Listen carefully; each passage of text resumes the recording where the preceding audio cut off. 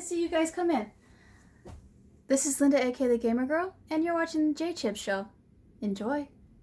Once upon a time, there was a tragic war in which the power of the devils was involved. After the war, the devil's power was banned and the world was restored to peace. Cecilia Campbell is a knight who has been looking for a blacksmith to repair her old sword given to her by her father. One day she saw a man fighting a ruffian who used a taboo devil's power. The man defeated him with one blow using his weirdly shaped sword. The man turned out to be a blacksmith called Luke. The fatal encounter was the beginning of an adventure. Cecilia, as the main lead, has some growth to her character, but she comes across as an unlikable loudmouth throughout the show. One of my main issues with her as our main protagonist is the lack of tone with her character. One minute she's in a life-threatening battle and it's all serious for her, but then the next minute it's all sunshine and rainbows with her, and the tension just went away. Luke was an interesting character that did provide a few chuckles from me, as I enjoyed some of the banter with Cecilia, but other than that, he's just so bland as a character. Sure, he is a badass with some cool fighting skills, but his personality is just so boring. That goes the same for the rest of the characters in this show. Interesting, but bland.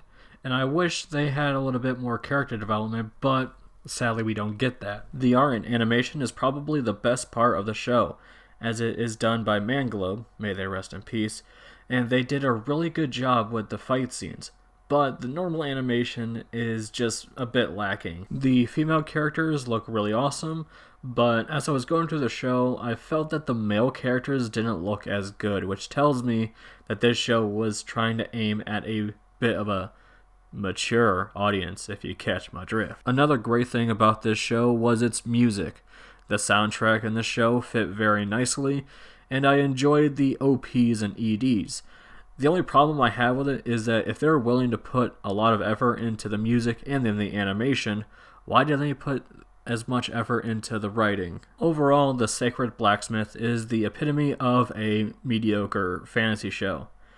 It's not bad if you want to binge a cool fantasy show with some cool fights, but if you are expecting great writing, just avoid this one. And that's a real shame because this had plenty of potential to be great, and sadly, it just wasn't. But, as I said, if you want to turn your brain off and watch something cool, this will probably be right up your alley. Thank you for watching the video. If you like this, please give it a thumbs up, and if you want to see more videos like this, hit that subscribe button. Make sure you hit that bell icon so you know when my next video is up. Also, make sure you comment down below on what you thought of this anime. Now, I know what's been going on out in the world with this pandemic, and I just want to say, I hope everyone is feeling safe and healthy. We will get through this. This is not the end of us. There will be an end, and I hope all of you can enjoy what you're doing at this time. Big thanks to Warpbait, Stuff We Play, and Nia-chan for supporting me on Patreon.